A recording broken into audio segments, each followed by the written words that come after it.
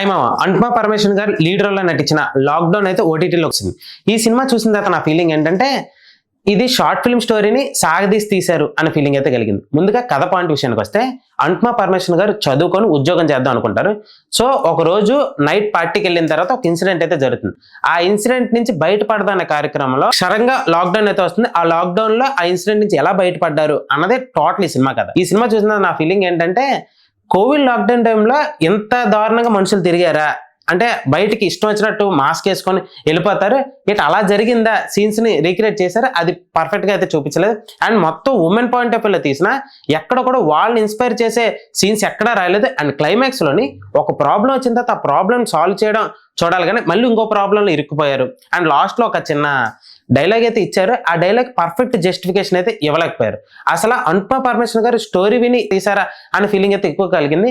మీలో ఎవరైనా అనుపమ పరమేశ్వరన్ గారు ఫ్యాన్స్ ఉంటే మేబీ మీరు ఒకసారి చూడండి, నచ్చొచ్చు నచ్చకపోవచ్చు. ఈ సినిమా అమెజాన్ ప్రైమ్ లో స్ట్రీమింగ్ అవుతుంది, ఒకసారి చూసేయండి. మరిన్ని మోర్ ఫిల్మీ అప్డేట్స్ కోసం సబ్స్క్రైబ్ టు షుగర్ ఛానల్ మా.